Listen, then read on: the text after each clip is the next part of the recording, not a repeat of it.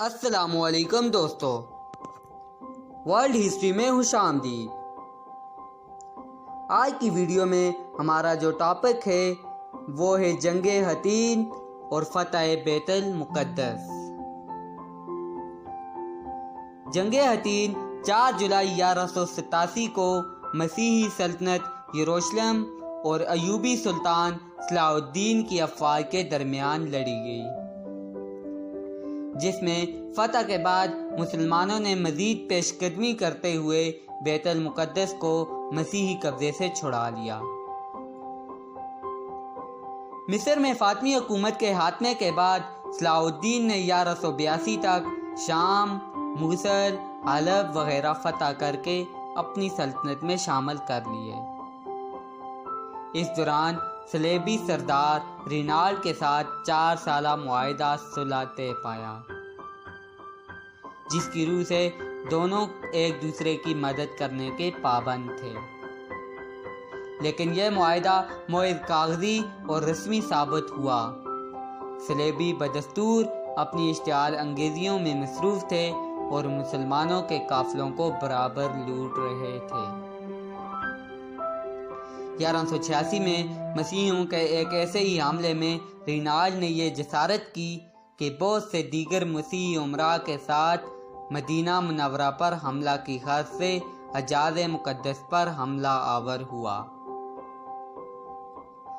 صلاح الدین ایوبی کو جب اس کی خبر ملی تو ان کی سرگرمیوں کی روک تھام کے لیے اقدامات کیے اور فوراً رینالڈ کا تعاقب کرتے ہوئے حطین میں سے جا لیا۔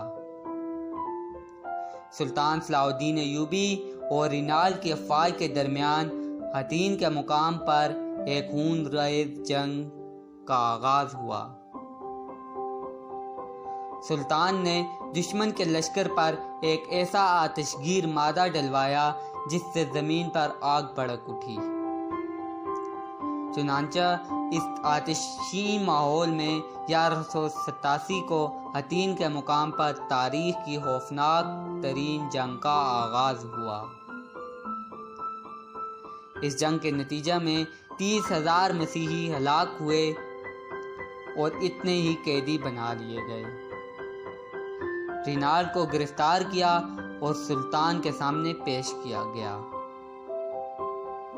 سلطان نے رینالڈ کو اپنے ہاتھوں سے قتل کرنے کی قسم کھا رکھی تھی، کیونکہ رینالڈ حضرت محمد صلی اللہ علیہ وآلہ وسلم کی شان میں گستاخی کیا کرتا تھا۔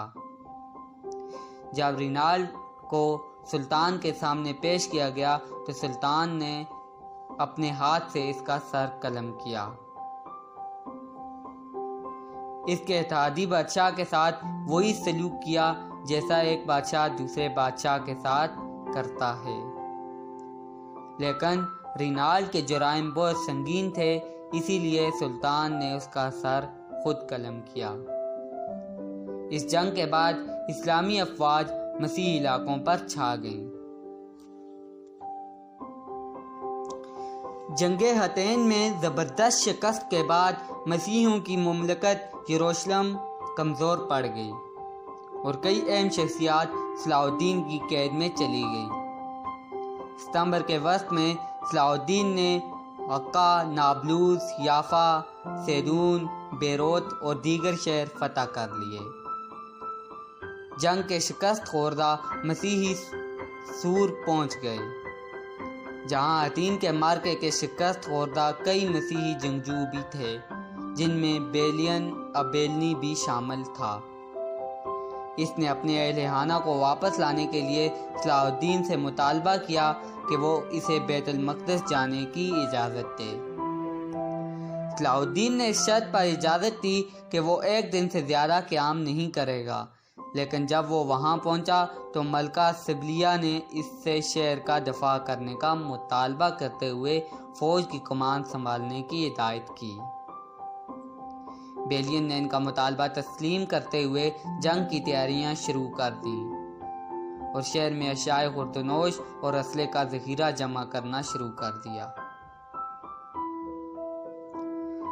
صلاح الدین کے زیر قیادت شام و مصر کی افواج سور کے ناکام محاصرے کے بعد 20 ستمبر 1187 کو بیت المقدس پہنچ گئیں۔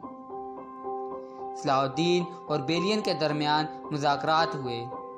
صلاح الدین بغیر خون خرابے کے شہر حاصل کرنا چاہتے تھے، لیکن شہر کے مسیحیوں نے بغیر لڑے مقدس شہر چھوڑنے سے انکار کر دیا اور دھمکی دی کہ وہ پرامن طور پر شہر دشمن کے حوالے کرنے پر اسے تباہ کرنے اور خود مر جانے کو ترجیح دیں گے۔ مذاکرات میں ناکامی پر صلاح الدین نے شہر کا محاصرہ کر لیا۔ صلاح الدین کی افواج برج داؤد اور باب دمشق کے سامنے کھڑی ہو گئیں اور تیر اندازوں نے حملے کا آغاز کیا۔ اس کے علاوہ منجنیقوں کے ذریعے شہر پر سنگباری کی گئی۔ صلاح الدین کی افواج نے کئی مرتبہ دیواریں توڑنے کی کوشش کی، لیکن مسیحیوں نے اسے ناکام بنا دیا۔ 6 روزہ محاصرے کے بعد صلاح الدین نے افواج کو شہر کے دوسرے حصے کی جانب منتقل کر دیا اور حملہ جبل زیتون کی جانب سے کیا جانے لگا۔ 29 ستمبر کو مسلم افواج شہر کی فصیل کا ایک حصہ گرانے میں کامیاب ہو گئیں، تاہم وہ فوری طور پر شہر میں داخل نہ ہوئیں اور دشمن کی عسکری قوت کو ختم کرتی رہیں۔ ستمبر کے اختتام پر بیلین نے صلاح الدین سے مذاکرات کے دوران ہتھیار ڈال دیے۔ صلاح الدین نے مردوں کے لیے 20، عورتوں کے لیے 10 اور بچوں کے لیے 5 اشرفیوں کا فدیہ طلب کیا، اور جو لوگ فدیہ نہیں دے سکے ان کا فدیہ سلطان صلاح الدین نے خود ادا کیا یا انہیں غلام بنا لیا گیا۔ بعد ازاں سلطان نے فدیہ کی رقم مزید کم کر کے مردوں کے لیے 10، عورتوں کے لیے 5 اور بچوں کے لیے صرف 1 اشرفی مقرر کر دی۔ بیلین نے اس پر بھی اعتراض کیا کہ یہ بھی بہت زیادہ ہے، جس پر سلطان نے صرف 30,000 اشرفیوں کے بدلے تمام مسیحیوں کو چھوڑنے کا اعلان کر دیا۔ 2 اکتوبر کو بیلین نے برج داؤد کی چابیاں سلطان کے حوالے کر دیں۔ اس موقع پر اعلان کیا گیا کہ تمام مسیحیوں کو فدیہ کی ادائیگی کے لیے 1 ماہ کا وقت دیا جا رہا ہے، جس میں 50 دن تک کی توسیع کی گئی۔ صلاح الدین ایک رعایا پرور اور رحمدل بادشاہ تھا۔ اس نے غلام بنائے گئے مسیحیوں کا فدیہ خود ادا کر کے انہیں رہا کر دیا۔ فتح بیت المقدس کے بعد صلاح الدین کا سب سے بڑا کارنامہ یہی تھا کہ اس نے مسیحیوں سے مسلمانوں کے اس قتل عام کا بدلہ نہیں لیا جو انہوں نے 1099 میں بیت المقدس کے فتح کے بعد کیا تھا، بلکہ اس نے انہیں حد درجہ رعایت دی۔ فتح کے بعد سلطان نے مسجد اقصیٰ کو عرق کے گلاب سے دلوایا۔